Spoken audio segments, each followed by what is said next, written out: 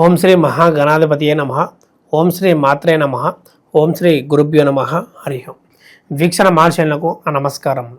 ఇప్పుడు చివరి రాశి అయిన రాశి చక్రంలో 12వ రాశి మీనరాశి వారికి ఈ యొక్క నెల మొత్తం ఏ విధంగా గోచరిస్తున్నాయి, ఎటువంటి జాగ్రత్తలు తీసుకోవాలి, ఎటువంటి పరిహారాలు శుభాశుభ ఫలితాలను మనం ఈ యొక్క కార్యక్రమం ద్వారా తెలుసుకునే ప్రయత్నం చేద్దాం.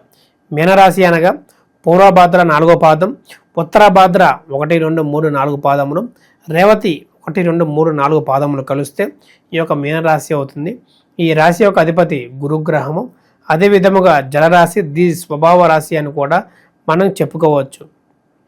ఈ యొక్క రాశి వారికి ముఖ్యంగా లక్షణాలను చూడగలిగితే ముఖ చిత్రం చాలా అందంగా, ఇతరులను చూసిన వెంటనే ఆకర్షించే అయ్యేలాగా సౌందర్యతనం, చాలా వరకు భావోద్వేగాలు కూడా వీరు ప్రదర్శించే విధంగా కనబడుతుంది.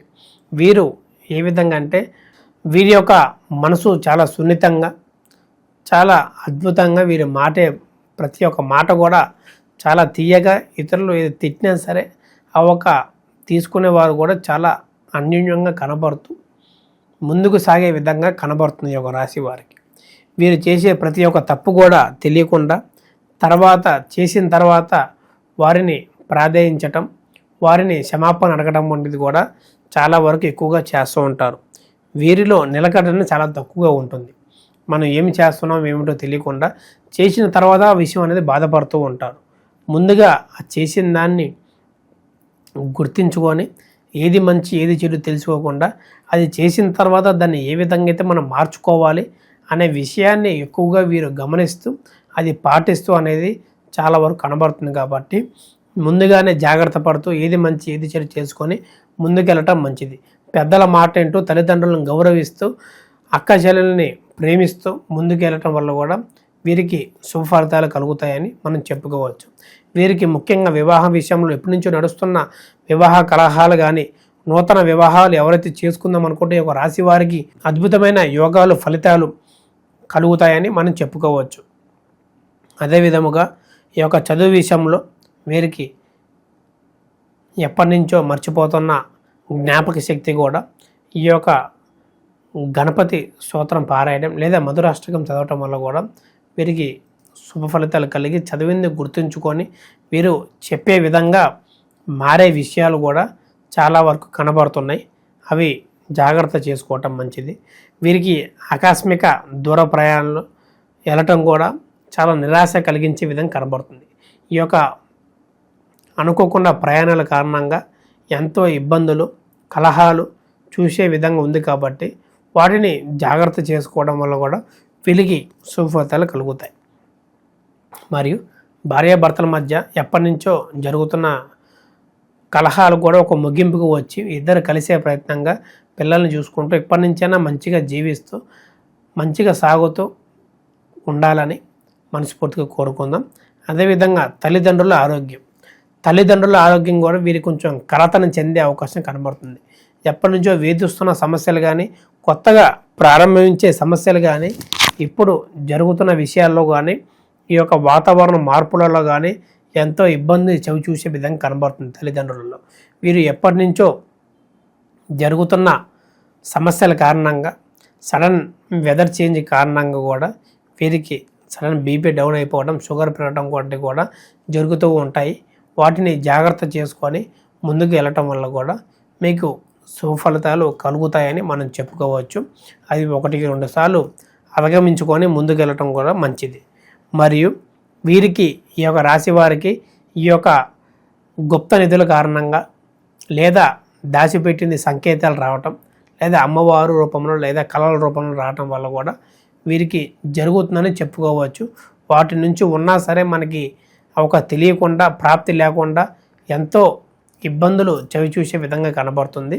అది జాగ్రత్త చేసుకొని ముందుకెళ్ళటం మంచిది. వీరి యొక్క ముఖ్యంగా ఇంటి పెద్దలు చూడగలిగితే ఈ యొక్క పిల్లల విషయంలో కలత చెంది వాళ్ళ వల్ల ఇబ్బంది పాలయ్యే విషయంగా కనబడుతుంది.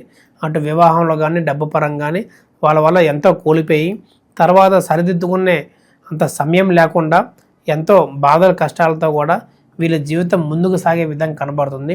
వీరి యొక్క ఆశ కూడా నెరవేరకుండా ఈ యొక్క పిల్లల కోసమే ఎంతో కష్టపడుతూ, బాధలు పడుతూ వారి నుంచి ఎంతో సమయాన్ని కోల్పోవడం వల్ల కూడా జరుగుతూ ఉంటుంది. అది జాగ్రత్త చేసుకొని ఏది మంచి ఏది చెడు తెలుసుకొని ముందుకు వెళ్ళటం మంచిది కూడా చెప్పుకోవచ్చు. ప్రేమ విషయాల్లో కూడా వీళ్ళు జాగ్రత్తగా ఉంటూ ఏ విషయంలో ఏది చేయాలి, ఆ ఒక స్త్రీ కానీ పురుషుని అండర్స్టాండింగ్ వల్ల ముందుకు సాగే విషయం చేసుకొని అపార్థాలు లేకుండా ఇతరులు చెప్పేది మూడో వ్యక్తి రాకుండా వీరి మధ్య అన్యోన్యంగా పెరుగుతూ వీరిలో అట్రాక్షన్ అనేది ఇతరులు వెంటనే గొడవ పడేలాగా బ్రేకప్ అయ్యేలాగా కూడా నా దృష్టి ఎక్కువగా ఉంటుంది. కాబట్టి వాటిని జాగ్రత్త చేసుకోవటం మంచిది.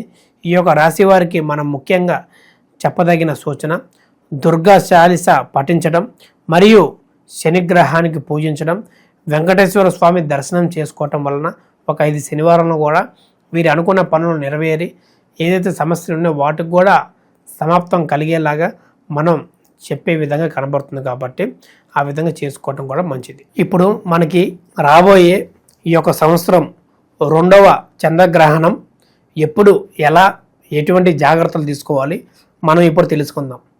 మనకి మొదటి చంద్రగ్రహం వచ్చేసరికి మార్చి 14వ తారీఖున పూర్తయింది. కాబట్టి ఇప్పుడు రాబోయే 2వ చంద్రగ్రహణం ఈ యొక్క సెప్టెంబర్ 7వ తారీఖున మనకి మొదలయ్యే సమయం చూడగలిగితే రాత్రి 9:55 నుంచి మరియు మధ్యరాత్రి ఈ యొక్క 8వ తారీఖు సెప్టెంబరు సోమవారం నాడు 1:35 పూర్తవుతుంది. మనకి ప్రారంభమయ్యే రోజు చూడగలిగితే శుక్లపక్షము ఆదివారము శతభిష నక్షత్రము కుంభరాశిలో ప్రారంభమయ్యి మరియు సోమవారం 8వ తారీఖున ముగిసే విషయం కనబడుతుంది.